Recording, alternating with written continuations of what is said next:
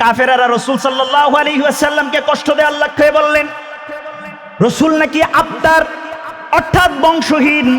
কিন্তু আল্লাহ তাআলা তার হাবিবকে সান্ত্বনা দেওয়ার জন্য বললেন, ইন্না শানিআকা হুয়াল আবতার। আল্লাহু আকবার বলেন। আপনারা আমার সাথে সাথে তেলাওয়াত করুন, ইন্না শানিআকা হুয়াল আবতার। আল্লাহ তাআলা হাবিব সাল্লাল্লাহু আলাইহি ওয়াসাল্লামকে ডেকে বললেন, ইয়া রাসূলুল্লাহ, আপনি শুনেন, তারা আপনাকে কষ্ট দেওয়ার লক্ষ্যে বলছে আপনি বংশহীন। না না না না, আপনার বংশ, আমি আপনার কন্যা, আপনার মেয়ে ফাতেমা আর আলীর মাধ্যমে কিয়ামত পর্যন্ত আপনার বংশ আমি অব্যাহত রাখব। আর যারা আপনাকে কষ্ট দেওয়ার লক্ষ্যে যারা বলবে আপনি রাসূলের বংশ নাই, তাদেরকেই নির্বংশ। আপনাদেরকে আমি বলতে চাই, আবু জাহেলের কোনো বংশ আছে নাকি? কাফের মুশরিকরা যারা রাসূলকে কষ্ট দিত, আজকে তাদের কোনো বংশের অস্তিত্ব খুঁজে পাওয়া যায় না। রাসূল করিম সাল্লাল্লাহু আলাইহি ওয়াসাল্লাম বলেন, অন্যান্য নবীদের বংশ বিস্তার ঘটে পুত্র সন্তানের মধ্য দিয়ে, কিন্তু আল্লাহ তাআলা ব্যতিক্রম আমার জন্য ব্যবস্থা রেখেছেন। আল্লাহ তাআলা আমার কন্যা ফাতেমাতুজ জাহরা, আমার কন্যা সাইয়্যিদাতু নিসাই আহলিল জান্নাহ, আমার কলিজার টুকরা ফাতেমার বংশ দিয়ে আল্লাহ তাআলা ইমাম হাসান হুসাইনের মধ্য দিয়ে আমি নবীর বংশের বিস্তার কিয়ামত পর্যন্ত ঘটাইয়া দিবেন। শুধু তাই নয়, এই বংশের শেষ পর্যায়ে এসে এই বংশের সাইয়্যিদ বংশের মধ্যে ইমাম মাহদির আবির্ভাব ঘটবে। সুবহানাল্লাহ।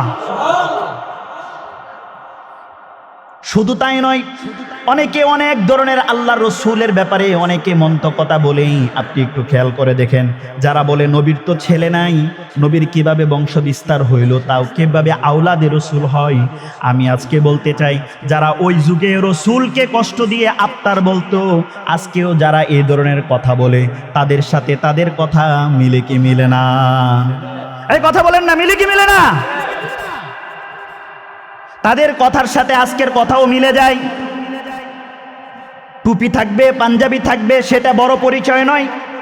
কিন্তু আমার কথা হলো, আমি ওই কাফেরকেও সম্মান করব যেই ব্যক্তি আমার রসুলকে সম্মান করে। কথা বলেন না? কোনো ব্যক্তি হিন্দু, সেটা আমার কাছে বড় বিষয় নয়। আমি দেখব সে যদি আমার ধর্মের ব্যাপারে, আমার কোরআনের ব্যাপারে, আমার আল্লাহর ব্যাপারে, আমার রসুলের ব্যাপারে কোনো বাঁধে শব্দচয়ন না করে, অসম্মানজনক আচরণ না করে, আমি তাকে ভালো মন্দ কিছু বলবো না। কিন্তু সে যদি ইমানদার হয়, সবচাইতে বড় পরহেজগার হয়, দাড়িওয়ালা হয়, টুপিওয়ালা হয়, লম্বা চুল ও সুন্নত তরিকায় চুল রাখে, কিন্তু আমার রসুলের শানে, আমার রসুলের ইজ্জতে, আমার রসুলের আহলের, আমার রসুলের পরিবারকে নিয়ে যদি কেউ কটাক্ষ করে, আমি ইমামতি ছাড়তে রাজি, আমি আমার পরিবার ছাড়তে রাজি, আমি সব কিছু ছাড়তে পারবো, কিন্তু আমার রসুলকে কষ্ট দিবে, আমি গুনাহগার উম্মত হিসাবে কখনো বরদাস্ত করতে পারবো না। আমার কলিজায় যদি রসুলের প্রতি বিন্দু পরিমাণ মহাব্বত থাকে, আমি সেটা বরদাস্ত করতে পারবো না, কারণ আমি আমার জীবনের চাইতে বেশি আমার নবীকে ভালোবাসি। ঠিক তদ্রুপভাবে রাসূল করিম সাল্লাল্লাহু আলাইহি ওয়াসাল্লামের জবানের বাবি আল হাসান ওয়াল হুসাইন রাইহানাতা ফিদ দুনিয়া, আমার হাসান হুসাইন হলো জান্নাতি, আমার জন্য দুনিয়ার মধ্যে সুগন্ধি। সুবহানাল্লাহ। আমার হাসান হুসাইন হলো দুনিয়ার মধ্যে আমার জন্য সুগন্ধি, আর তারা হলো আমার আওলাদ। তারা কি? আমার আওলাদ। তাদের মধ্য দিয়ে আল্লাহ তাআলা আমার বংশ বিস্তার ঘটাবে। আল্লাহ পাক রব্বুল আলামিন কুরআনুল কারীমের মধ্যে সূরা আহজাবের মধ্যে বলেন, কুল লা আসআলুকুম আলাইহি আজরান ইল্লাল মাওয়াদ্দাতা ফিল কুরবা। হে রাসূল, আপনি জানায়া দেন, আপনি বলে দেন,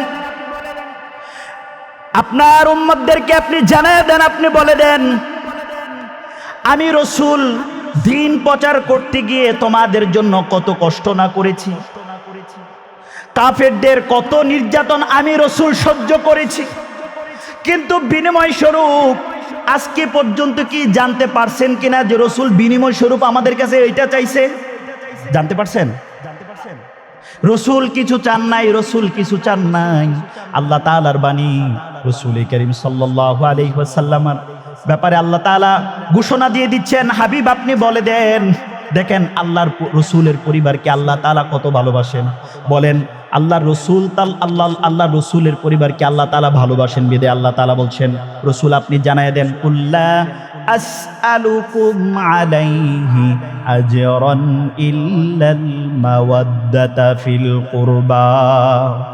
হাবিব আপনি জানায় দেন, আমি রসুলের জীবনের মধ্যে ইসলামের জন্য, উম্মতের কাছে ইসলাম পৌঁছানোর জন্য, দাওয়াতে দেওয়ার জন্য, ইসলামের দাওয়াত দেওয়ার জন্য যে কষ্টটা করেছি, বিনিময় স্বরূপ উম্মতের কাছে কিছু চাই না, তবে একটা জিনিস তোমাদের কাছে আমার চাই, সেটা হলো আমি দুনিয়া থেকে চলে যেতে পারি, আমার বংশ বিস্তার কিয়ামতের আগ পর্যন্ত আল্লাহ রাখবেন। কাফেরদেরকে আঙ্গুল দিয়ে দেখাইয়ে দিবেন, দেখো আল্লাহ রসুলের পরিবারের বংশ বিস্তার কিয়ামত পর্যন্ত ঘটেছে। তোমাদের উম্মতদের কাছে একটাই চাওয়া, তোমরা তাদেরকে সম্মান করবা। তাদেরকে কি করবা? সম্মান করবা। আহলে বায়াত, আহলে রসুল, আওলাদ রসুলগণের ব্যাপারে সম্মান দিয়ে কথা বলতে হবে। আজকের আলোচ্য বিষয় হলো আহলে বায়াত এর ফজিলত। নবীর পরিবার বা ওনার বংশের যে প্রদীপরা আজ পর্যন্ত এসেছেন, তাদের মর্যাদা, তাদের সম্মান কেমন, আমাদের সাথে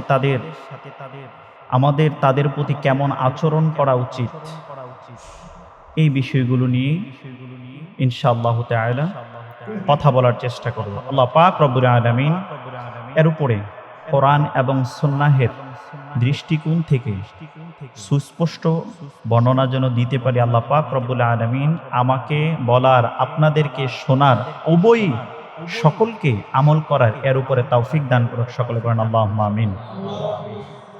সম্মানিত উপস্থিতি, আমি কি ভূমিকার প্রারম্ভে খুতবাতে একটি কোরআন কারীমের একটি আয়াতে কারিমা তেলাওয়াত করেছিলাম। তার শুরুর লগ্নে আমি কয়েকটি কথা বলি। আহলে বায়াতের বিষয়টা যখন আসে, বিশেষ করে সামনে মুহররম মাস আছে, এটা জিলহজ মাসের শেষ জুমা বলতে পারি আমরা। আগামী জুমাটা সম্ভাব্য মুহররমে পড়বে।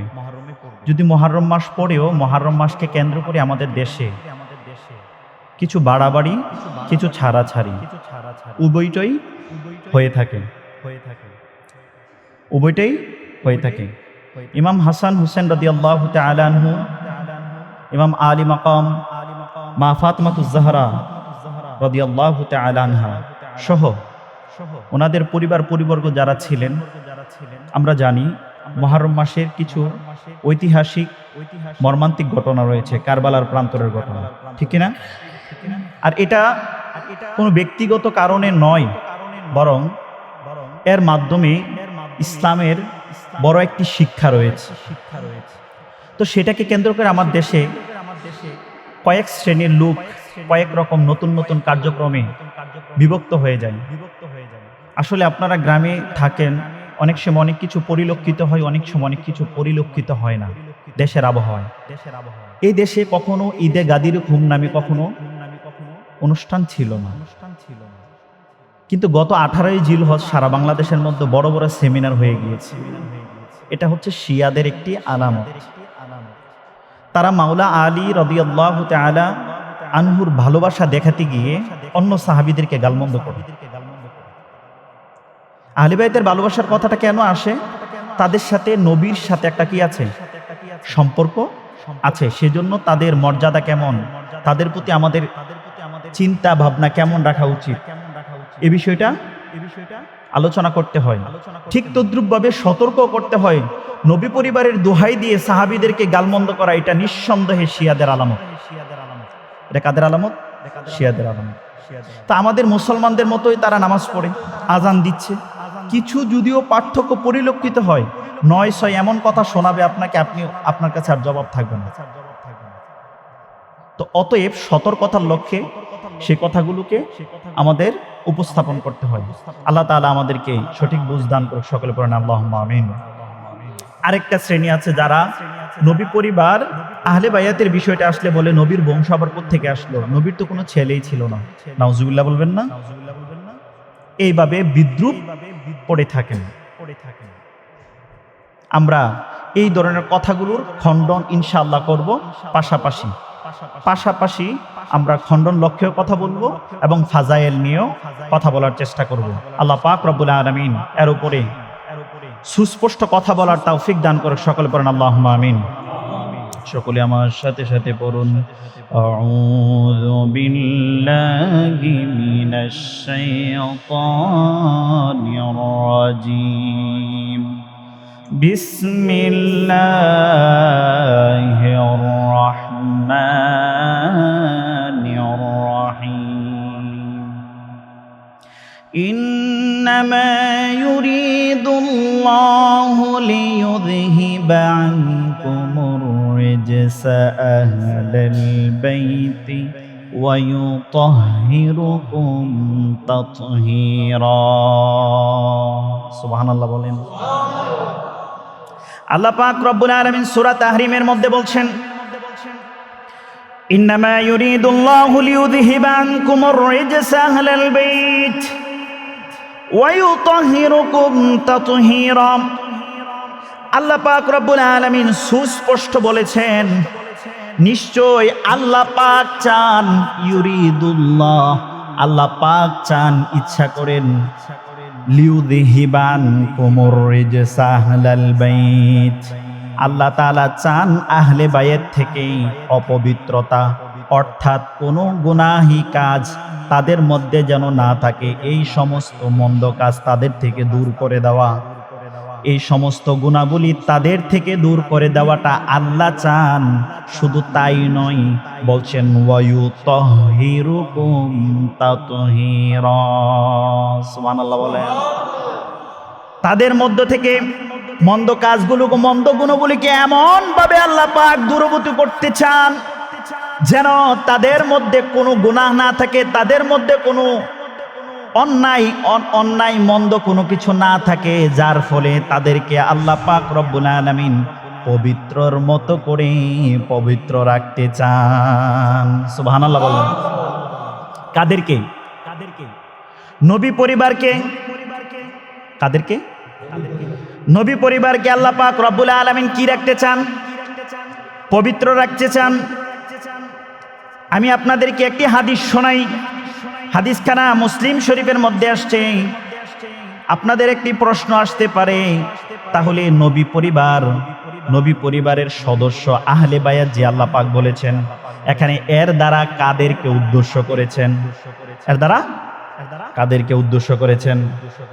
সহিহ মুসলিম শরীফের একখানে riwayat রয়েছে, আনা আবি ওয়াক্কাস রাদিয়াল্লাহু তাআলা আনহু বর্ণনা করছেন, ক্বালা লাম্মা নুজিলাত হাযিহিল আয়াহ ندعو أبناءنا وأبناءكم دعا رسول الله صلى الله عليه وسلم عليا وفاطمة وحسنا وحسينا فقال اللهم هؤلاء أهل بيتي। একটু আওয়াজ করে বলেন আল্লাহু আকবার। আল্লাহ পাক রব্বুল আলামিন তার প্যারা হাবিবের আহলে বায়াতের মর্যাদাকে কেমন সমুন্নত করেছেন, মর্যাদাবান, তাদেরকে দুনিয়ার মধ্যে শ্রেষ্ঠ পরিবার হিসেবে কেমন সম্মান দিয়েছেন। নবীর সাহাবী হযরতে ইবনে ওয়াক্কাস, আবি ওয়াক্কাস বলেন, লাম্মা নুজিলাত হাযিহিল আয়া নাদউ আবনাআনা ওয়া আবনাআকুম, অর্থাৎ কাফিরদের সাথে একটি বিষয় নিয়ে তর্ক করতে করতে আল্লাহর রাসূল বলেন, তাহলে তোমরা তোমার পরিবার নিয়ে খোলা আসমানের নিচে আসো, আমি আমার সন্তান আওলাদদেরকে নিয়ে খোলা আসমানের মধ্যে দাঁড়াবো এবং তোমরা আমাদেরকে অভিশাপ করবা, আমরা তোমাদেরকে অভিশাপ করব। এর মধ্যে থেকে যেই দল ধ্বংস হয়ে যাবে, বোঝা যাবে তারা ভুলের উপর আছে, আর যারা বেঁচে থাকবে তারা সঠিকের উপরে আছে। তাহলে তোমরা চলো, তোমরা যদি হকের পক্ষে হয়ে থাকো, আমি ইসলামের পক্ষে হকের উপরে আছি, হকের মানদণ্ডে আছি, তোমরা আমার মুবাহালায় আসো, একজন আরেকজনকে অভিশাপ্ত করব, অভিশাপ দেব, দেখা যাবে কে হকের উপরে আছে। কে বলছেন? আল্লাহ রসুল যখন বলছেন তখন বলছে লাম্মা নুজিলাত হাদিহিল আয়া নাদউ আবনাআনা ওয়া আবনাকুম দা রাসূলুল্লাহ সাল্লাল্লাহু আলাইহি ওয়াসাল্লাম। যখন ওই কাফিরদেরকে এই কথা বললেন, রসুল সাথে সাথে ডাকলেন, হে আলী ও ফাতেমা ওয়া হাসান ওয়া হুসাইন, তোমরা আসো, তোমরা আসো, তোমরা আসো। আল্লাহ রসুল সাল্লাল্লাহু আলাইহি ওয়াসাল্লাম, আল্লাহ রসুল এই বাকি এই সদস্যদেরকে নিয়ে দাঁড়ালেন আর বললেন, আল্লাহুম্মা, ওগো আল্লাহ, হাউলাই আহলে বাইতি, তারা হলো আমার পরিবার, তারা হলো আমার আহল, তারা হলো আমার আহলে বাইত, তারা হলো আমার আহলে বাইত, তারা হলো আমার আহলে বাইত। এতে করে বোঝা যায়, এতে করে বোঝা যায় আল্লাহ তাআলার হাবিবের নবী পরিবারের মধ্যে যত সদস্য ছিলেন সবচাইতে বেশি আল্লাহ তাআলা এবং তার রসুল প্রাধান্য দিয়েছেন মা ফাতেমা, আলী এবং হাসান এবং হুসাইনকে। সুবহানাল্লাহ। আমি কি আপনাদেরকে কথাটা বুঝাইতে পারছি? শুধু তাই নাই, তিরমিজি শরীফের বর্ণনার মধ্যে আসছে, মুসলিম শরীফের অন্য আরেক বর্ণনার মধ্যে আসছে, আম্মা জানা আয়েশা সিদ্দিকা রাদিয়াল্লাহু তাআলা আনহা বলেন, قالت خرج النبي صلى الله عليه وسلم غدوة وعليه مرط مرحل من شعر أسود فجعل الحسن ابن علي فدخله ثم جاء الحسين فدخل معه ثم جاءت فاطمة فدخلها ثم جاء علي فدخله ثم قال إنما يريد الله ليذهب عنكم الرجس أهل البيت ويطهركم تطهيرا। হযরত রাসূল করিম সাল্লাল্লাহু আলাইহি ওয়াসাল্লামের ব্যাপারে মা আয়েশা সিদ্দিকা রাদিয়াল্লাহু তাআলা আনহা বলছেন, একদিন রাসূল সাল্লাল্লাহু আলাইহি ওয়াসাল্লামের গায়ে কালো নকশা বর্ণী কম্বল গায়ে দিয়ে রাসূল সাল্লাল্লাহু আলাইহি ওয়াসাল্লাম বের হলেন এবং হযরতে আলী এবং হযরত আলী রাদিয়াল্লাহু তাআলা আনহু ওই কম্বলের নিচে, চাদরের নিচে ঢুকলেন। শুধু তাই নয়, অতঃপর ঢুকলেন মা ফাতেমা, অতঃপর ইমাম হাসান এবং হুসাইন ঢুকলেও, ঢুকার পরে আল্লাহ রাব্বুল আলামিন রাসূল করিম সাল্লাল্লাহু আলাইহি ওয়াসাল্লাম, অতঃপর আলী আসলেন। অথচ এই চারজন আসার পরে আল্লাহ তাআলা কোরআনুল কারীমের আয়াত ইন্নামা ইউরিদুল্লাহু লিইউযহিবা আনকুমুর রিজসা আহলাল বাইতি ওয়া ইউতাহহিরুকুম তাতহীরা। মুফাসসিরিন কেরাম বলেন, এই আহলে বায়াত দ্বারা এই ব্যক্তিদেরকে আল্লাহ তাআলা ইঙ্গিত দিয়েছেন। সুবহানাল্লাহ বলেন। কাদেরকে? ইমাম হাসান এবং হুসাইন, মা ফাতেমা, হযরত আলী রাদিয়াল্লাহু তাআলা।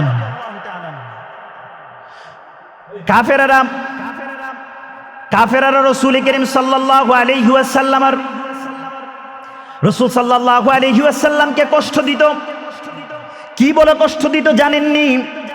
তারা বলতে রাসূল সাল্লাল্লাহু আলাইহি ওয়াসাল্লামের পুত্রদেরকে যখন আল্লাহ তাআলা রাসূল সাল্লাল্লাহু আলাইহি ওয়াসাল্লামের পুত্র কাসেম, ইব্রাহিম সহ কোন বর্ণনার মতে 4 জন, কোন বর্ণনার মতে আমি পেয়েছি 3 জন। তবে কথা হলো রাসূল সাল্লাল্লাহু আলাইহি ওয়াসাল্লামের পুত্রদেরকে আল্লাহ তাআলা যখন এক একজনকে তুলে নিলেন, কাফেররা, এবং শুধু তাই নয়, মা ফাতেমা ব্যতীত রাসূল সাল্লাল্লাহু আলাইহি ওয়াসাল্লামের অন্যান্য কন্যাদেরকেও রাসূল সাল্লাল্লাহু আলাইহি ওয়াসাল্লামের হায়াতে জীবদ্দশার মধ্যে, রাসূল সাল্লাল্লাহু আলাইহি ওয়াসাল্লামের হায়াতে জীবদ্দশার মধ্যে যখন আল্লাহ তুলে নিয়ে গেলেন, কষ্ট দেওয়ার লক্ষ্যে কাফেররা রাসূল সাল্লাল্লাহু আলাইহি ওয়াসাল্লামকে কষ্ট দেওয়ার লক্ষ্যে বললেন, রাসূল নাকি আপনার অর্থাৎ বংশহীন। কিন্তু আল্লাহ তাআলা তার হাবিবকে সান্ত্বনা দেওয়ার জন্য বললেন, ইন্না শানিআকা হুয়াল আবতার। আল্লাহু আকবার বলেন। আপনারা আমার সাথে সাথে তেলাওয়াত করুন, ইন্না শানিআকা হুয়াল আবতার। আল্লাহ তাআলা হাবিব সাল্লাল্লাহু আলাইহি ওয়াসাল্লামকে ডেকে বললেন, ইয়া রাসূলুল্লাহ, আপনি শুনেন, তারা আপনাকে কষ্ট দেওয়ার লক্ষ্যে বলছে আপনি বংশহীন। না না না না, আপনার বংশ, আমি আপনার কন্যা, আপনার মেয়ে ফাতেমা আর আলীর মাধ্যমে কিয়ামত পর্যন্ত আপনার বংশ আমি অব্যাহত রাখব। আর যারা আপনাকে কষ্ট দেওয়ার লক্ষ্যে যারা বলবে আপনি রাসূলের বংশ নাই, তাদেরকেই নির্বংশ।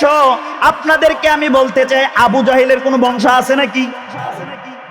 কাফের মুশরিকরা যারা রসুলকে কষ্ট দিত, আজকে তাদের কোনো বংশের অস্তিত্ব খুঁজে পাওয়া যায় না। রসুল করিম সাল্লাল্লাহু আলাইহি ওয়াসাল্লাম বলেন, অন্যান্য নবীদের বংশ বিস্তার ঘটে পুত্র সন্তানের মধ্য দিয়ে, কিন্তু আল্লাহ তাআলা ব্যতিক্রম আমার জন্য ব্যবস্থা রেখেছেন। আল্লাহ তাআলা আমার কন্যা ফাতেমাতুজ জাহরা, আমার কন্যা সাইয়্যিদাতু নিসাই আহলিল জান্নাহ, আমার কলিজার টুকরা ফাতেমার বংশ দিয়ে আল্লাহ তাআলা ইমাম হাসান হুসাইনের মধ্য দিয়ে আমি নবীর বংশের বিস্তার কিয়ামত পর্যন্ত ঘটাইয়া দিবেন। শুধু তাই নয়, এই বংশের শেষ পর্যায়ে এসে এই বংশের সাইয়্যিদ বংশের মধ্যে ইমাম মাহদির আবির্ভাব ঘটবে। সুবহানাল্লাহ। শুধু তাই নয়, অনেকে অনেক ধরনের আল্লাহ রসুলের ব্যাপারে অনেকে মন্ত্র কথা বলেই, আপনি একটু খেয়াল করে দেখেন, যারা বলে নবীর তো ছেলে নাই, নবীর কিভাবে বংশ বিস্তার হইল, তাও কিভাবে আওলাদে রসুল হয়। আমি আজকে বলতে চাই, যারা ওই যুগে রসুলকে কষ্ট দিয়ে আত্মার বলতো, আজকেও যারা এই ধরনের কথা বলে, তাদের সাথে তাদের কথা মিলে কি মিলে না? এই কথা বলেন না, মিলে কি মিলে না? তাদের কথার সাথে আজকের কথাও মিলে যায়। টুপি থাকবে, পাঞ্জাবি থাকবে, সেটা বড় পরিচয় নয়। কিন্তু আমার কথা হলো, আমি ওই কাফেরকেও সম্মান করব যেই ব্যক্তি আমার রসুলকে সম্মান করে। কথা বলেন না? কোনো ব্যক্তি হিন্দু, সেটা আমার কাছে বড় বিষয় নয়। আমি দেখব সে যদি আমার ধর্মের ব্যাপারে, আমার কোরআনের ব্যাপারে, আমার আল্লাহর ব্যাপারে, আমার রসুলের ব্যাপারে কোনো বাঁধে শব্দচয়ন না করে, অসম্মানজনক আচরণ না করে, আমি তাকে ভালো মন্দ কিছু বলবো না। কিন্তু সে যদি ইমানদার হয়, সবচাইতে বড় পরহেজগার হয়, দাড়িওয়ালা হয়, টুপিওয়ালা হয়, লম্বা চুল ও সুন্নত তরিকে চুল রাখে, কিন্তু আমার রসুলের শানে, আমার রসুলের ইজ্জতে, আমার রসুলের আহলের, আমার রসুলের পরিবারকে নিয়ে যদি কেউ কটাক্ষ করে, আমি ইমামতি ছাড়তে রাজি, আমি আমার পরিবার ছাড়তে রাজি, আমি সব কিছু ছাড়তে পারবো, কিন্তু আমার রসুলকে কষ্ট দিবে, আমি গুনাহগার উম্মত হিসাবে কখনো বরদাস্ত করতে পারবো না। আমার কলিজায় যদি রসুলের প্রতি বিন্দু পরিমাণ মহাব্বত থাকে, আমি সেটা বরদাস্ত করতে পারবো না, কারণ আমি আমার জীবনের চাইতে বেশি আমার নবীকে ভালোবাসি। ঠিক তদ্রুপভাবে রসুল করিম সাল্লাল্লাহু আলাইহি ওয়াসাল্লামের জবানের বাবি আল হাসান ওয়াল হুসাইন রাইহানাতা ফিদ দুনিয়া, আমার হাসান হুসাইন হলো জান্নাতি, আমার জন্য দুনিয়ার মধ্যে সুগন্ধি। সুবহানাল্লাহ। আমার হাসান হুসাইন হলো দুনিয়ার মধ্যে আমার জন্য সুগন্ধি, আর তারা হলো আমার আওলাদ। তারা কি? আমার আওলাদ। তাদের মধ্য দিয়ে আল্লাহ তাআলা আমার বংশ বিস্তার ঘটাবে। আল্লাহ পাক রব্বুল আলামিন কুরআনুল কারীমের মধ্যে সূরা আহজাবের মধ্যে বলেন, কুল লা আসআলুকুম আলাইহি আজরান ইল্লাল মাওয়াদ্দাতা ফিল কুরবা। হে রাসূল, আপনি জানায়া দেন, আপনি বলে দেন, আপনার উম্মতদেরকে আপনি জানায়া দেন, আপনি বলে দেন, আমি রাসূল দ্বীন প্রচার করতে গিয়ে তোমাদের জন্য কত কষ্ট না করেছি, কাফেরদের কত নির্যাতন আমি রাসূল সহ্য করেছি, কিন্তু বিনিময় স্বরূপ আজকে পর্যন্ত কি জানতে পারছেন কিনা যে রাসূল বিনিময় স্বরূপ আমাদের কাছে এইটা চাইছে? জানতে পারছেন? রাসূল কিছু চান নাই, রাসূল কিছু চান নাই। আল্লাহ তাআলার বাণী রাসূল করিম সাল্লাল্লাহু আলাইহি ওয়াসাল্লামের ব্যাপারে আল্লাহ তাআলা ঘোষণা দিয়ে দিচ্ছেন, হাবিব আপনি বলে দেন, দেখেন আল্লাহর রসুলের পরিবারকে আল্লাহ তাআলা কত ভালোবাসেন। বলেন আল্লাহ রসুল আল্লাহ রসুলের পরিবারকে আল্লাহ তাআলা ভালোবাসেন বিদে আল্লাহ তাআলা বলছেন, রসুল আপনি জানায় দেন, কুল্লা আসআলুকুম আলাইহি আজরান ইল্লাল মাওয়াদ্দাতা ফিল কুরবা। হাবিব আপনি জানায় দেন, আমি রসুলের জীবনের মধ্যে ইসলামের জন্য, উম্মতের কাছে ইসলাম পৌঁছানোর জন্য, দাওয়াতে দেওয়ার জন্য, ইসলামের দাওয়াত দেওয়ার জন্য যে কষ্টটা করেছি বিনিময় স্বরূপ উম্মতের কাছে কিছু চাই না, তবে একটা জিনিস তোমাদের কাছে আমার চাই, সেটা হলো আমি দুনিয়া থেকে চলে যেতে পারি, আমার বংশ বিস্তার কিয়ামতের আগ পর্যন্ত আল্লাহ রাখবেন। কাফেরদেরকে আঙ্গুল দিয়ে দেখাইয়ে দিবেন, দেখো আল্লাহর রসুলের পরিবারের বংশ বিস্তার কিয়ামত পর্যন্ত ঘটেছে। তোমাদের উম্মতদের কাছে একটাই চাওয়া, তোমরা তাদেরকে সম্মান করবা। তাদেরকে কি করবা? সম্মান করবা। আহলে বায়াত, আহলে রসুল, আওলাদে রসুলগণের ব্যাপারে সম্মান দিয়ে কথা বলতে হবে। তাদের সম্মান, তাদের মহাব্বত, আল্লাহ রসুল বলেন তাদের মহাব্বত হলো আমার মহাব্বত, তাদেরকে ভালোবাসা হলো আমার ভালোবাসা। আল্লাহ রসুল সাল্লাল্লাহু আলাইহি ওয়াসাল্লামের হাদিস, রসুল করিম সাল্লাল্লাহু আলাইহি ওয়াসাল্লামের অসংখ্য হাদিসের মধ্যে রসুল করিম সাল্লাল্লাহু আলাইহি ওয়াসাল্লাম এই বিষয়ে সতর্ক করেছেন, আমার হাসান হুসাইনকে তোমরা কষ্ট দিও না, আমার পরিবারকে তোমরা কষ্ট দিও না, কারণ তাদেরকে আমি ভালোবাসি, তোমরাও তাদেরকে ভালোবাসো। সুবহানাল্লাহ বলবেন না? হাদিস শরীফের মধ্যে আসছে রসুল করিম সাল্লাল্লাহু আলাইহি ওয়াসাল্লাম বলেন, তোমরা আল্লাহকে ভালোবাসো আল্লাহর নিয়ামতের জন্য। আল্লাহ তোমাদের কত নিয়ামত দিছে, আসলে বলেন আল্লাহর নিয়ামতে আমরা ভরপুর আছি কিনা? সর্বদাই আল্লাহর নিয়ামতে ডুবে আছে। আল্লাহ রসুল বলেন আল্লাহর নিয়ামত দেখে দেখে তোমরা আল্লাহকে ভালোবাসো, আল্লাহর শুকরিয়া আদায় করো। আর আমি রসুলকে ভালোবাসো, আর আমি রসুলকে ভালোবাসো আল্লাহর জন্য, আর আমার পরিবারকে ভালোবাসো আমি রসুলের জন্য। যারা আমি রসুলকে ভালোবাসলো, যারা আমার পরিবারকে ভালোবাসলো, তারা যেন আমি রসুলকে ভালোবাসলো। আর যে ব্যক্তি আমার হাসান হুসাইনের সাথে আমার হাসান হুসাইনকে ভালোবাসলো, সে যেন আমাকে আমি রসুলকে ভালোবাসলো। আর যে ব্যক্তি আমি হাসান হুসাইনকে আমার হাসান হুসাইনকে কষ্ট দিল, সে যেন আমি রসুলকে কষ্ট দিল। আর যে ব্যক্তি আমি রসুলকে কষ্ট দিল, সে যেন আমার আল্লাহকে কষ্ট দিল। আর যে ব্যক্তি আল্লাহকে কষ্ট দেয়, আল্লাহর রসুলকে কষ্ট দেয়, ইহকাল এবং পরকালে আল্লাহর রসুল বলেন, আল্লাহ তাআলা বলেন তার জন্য লানত, তার জন্য কি? অভিশাপ। আল্লাহ তাআলা কুরআনুল কারীমের মধ্যে বলেন, ইন্নাল্লাযীনা ইউযুনাল্লাহা ওয়া রাসূলাহু লা'আনাহুমুল্লাহু ফিদ দুনিয়া ওয়াল আখিরাহ। যে ব্যক্তি আল্লাহ এবং তার রাসূলকে কষ্ট দিবে, যে ব্যক্তি আল্লাহ এবং তার রসুলকে কষ্ট দিবে। এখন প্রশ্ন আসে, হুজুর আল্লাহকে কিভাবে কষ্ট দেয়? আল্লাহর রসুলকে, আল্লাহর রসুলের পরিবারকে কষ্ট দেওয়ার মাধ্যমে আল্লাহকে কষ্ট দেওয়া হয়। আর যে ব্যক্তি আল্লাহ এবং তার রসুলকে কষ্ট দেয়, আল্লাহ তাআলা বলেন তার জন্য দুনিয়া লা'আনাহুমুল্লাহু ফিদ দুনিয়া ওয়াল আখিরাহ, দুনিয়াতে এবং পরকালে আখিরাতে তার জন্য লানত, তার জন্য কি? অভিশাপ। নবী পরিবারের মর্যাদা আমি আবারও দ্ব্যর্থহীন কণ্ঠে বলতে চাই, নবী পরিবার আমাদের মাথার তাজ। অনেকে আবার কিটকেরি মেরে কথা বলে, সেটা কি জানেন? যে ইমাম হাসান হুসাইনকে নিয়ে তারা এত বেশি কথা বলে, অন্যদেরকে নিয়ে কেন কথা বলে না? দেখবেন একটু খোঁচা মেরে কথাটা বলা। দেখেন কোরআনুল কারীম এবং হাদিস শরীফের মধ্যে যে পরিমাণ তাদের মর্যাদার কথা বলা আছে, অন্যদের ব্যাপারে এত বেশি কথা বলা নাই। উল্লেখ করে করে ইমাম হাসান হুসাইন, মা ফাতেমা আলীর ব্যাপারে যেভাবে সরাসরি বলা আছে, অন্যদের ব্যাপারে এত বেশি নাই। তো আল্লাহ এবং তার রসুল তাদেরকে গুরুত্ব দিয়ে তাদের আলোচনাটা বেশি করেছেন, সেই জন্য সেই অনুসরণে আমরাও তাদের ব্যাপারে বেশি করি।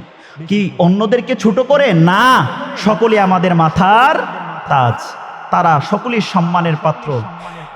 আমার কথা হলো সুস্পষ্ট, নবীর সাথে সম্পর্ক আছে, সেটা নবীর চাচা হোক, নবীর দাদা হোক, নবীর কেউ কোনো পরিবারের কোনো একজন ব্যক্তি হোক, ঈমান যদি উনি নাও আনয়ন করেন, তারপর উনি আমার কাছে সম্মানের পাত্র। কেন? ওনার সাথে নবীর সম্পর্ক আছে। আমি ওনাকে গালমন্দ করব না, ওনার ব্যাপারে আমার জবান চুপ থাকবে, কারণ আল্লাহ কি আমাকে ওনাকে গালাগালি করার দায়িত্ব দিছে নাকি? আমার আদর্শ কি, আমার নবীর আদর্শ কি? অনেকে আছেন মাওলা আলী রাদিয়াল্লাহু তাআলা আনহুর ভালোবাসা দেখাইতে গিয়া, ইমাম হাসান হুসাইন মা ফাতেমাকে ভালোবাসা দেখাইতে গিয়া হযরতে আবু বকর সিদ্দিক রাদিয়াল্লাহু তাআলা আনহুর খেলাফতের চাদর নিয়ে টানাটানি করে, হযরতে ওমরে ফারুকের শান নিয়ে টানাটানি করে, আমির মুআবিয়া রাদিয়াল্লাহু তাআলা আনহুকে তারা গালমন্দ পর্যন্ত করে ছাড়ে না। আমার কথা হলো, আল্লাহর রাসূল সাল্লাল্লাহু আলাইহি ওয়াসাল্লাম বলেছেন, আসহাবিকান নুজুম ফাবিআইহিম ইক্তাদাইতুম ইহতাদাইতুম। আমার সাহাবারা আকাশের নক্ষত্র তুল্য, আকাশের তারকা তুল্য, আকাশচুম্বী তাদের মর্যাদা। তারা নবীর সহবত পেয়েছেন, তারা নবীর সোনালী যুগের সঙ্গী। তাদের ত্যাগ তিতিক্ষার মাধ্য দিয়ে আজকে আমরা ইসলাম পেয়েছি। কথা বলেন না ঠিক কিনা? আমাদের কি নবীর আদর্শ কি এটা অন্যকে গালমন্দ করা? এটা আমাদের নবীর আদর্শ নয়, এটা শুধু একমাত্র শিয়াদের আদর্শ। কথা বলেন ঠিক কিনা? এটা শিয়াদের আদর্শ হতে পারে, কিন্তু এজন্য হাদিস শরীফের মধ্যে আসছে মাওলা আলী রাদিয়াল্লাহু তাআলা আনহুকে নিয়ে দুইটা শ্রেণীতে বিভক্ত হবে। এক শ্রেণী ওনাকে বেশি ভালোবাসা দেখাইতে গিয়া গুমরা হবে, পথহারা হবে, অন্য সাহাবীদেরকে গালমন্দ করবে। আর আরেক শ্রেণী আছে ওনার শান ছোট করতে গিয়া খারিজি সম্প্রদায় যাদেরকে বলা হয়, ওই সম্প্রদায় আহলে বায়াতের শান নিয়ে আলোচনা করতে চাইবে না। এগুলো প্রয়োজন নাই, এরকম অগুরুত্ব দিয়ে রাখবে, মানুষের কাছ থেকে হাইড করে রাখবে। ওই ধরনের ব্যক্তিরা বাড়াবাড়িও করবে তাদের শান ছোট করে কথা বলার ক্ষেত্রে। আল্লাহ রসুলের হাদিস ও যে আমার আলীকে নিয়ে দুই শ্রেণীতে বিভক্ত হবে, দুইটা দল, দুই দলই গোমরা পথহারা হবে। এক দল আলীকে নিয়ে বাড়াবাড়ি করবে, আরেক দল আলীকে নিয়ে ছাড়াছাড়ি করবে। তো শিয়ারা দেখবেন এই মুহররম আসলে পিঠের মধ্যে আঘাত করবে, রক্ত ঝরাবে, আর মাতম করবে, আর হাই হুসেন হাই হুসেন বলে কান্নাকাটি করবে। এটা কখনো আহলে সুন্নাহ ওয়াল জামাতের আদর্শ এগুলো নয়, বরং তাদের জীবনী, তাদের ত্যাগ তিতিক্ষা, তাদের আদর্শ কি ছিল, তারা আমাদের জন্য কি রেখে গেছেন, কি শিক্ষা দিয়ে গেছেন, কারবালার মাধ্যমে আমরা কি শিক্ষা পেয়েছি, সেটা আমাদের আলোচনার বিষয়। আল্লাহ তাআলা এর উপর আমাদেরকে আমল করার তৌফিক দান করুক। সকলে বলেন আল্লাহুম্মা আমিন।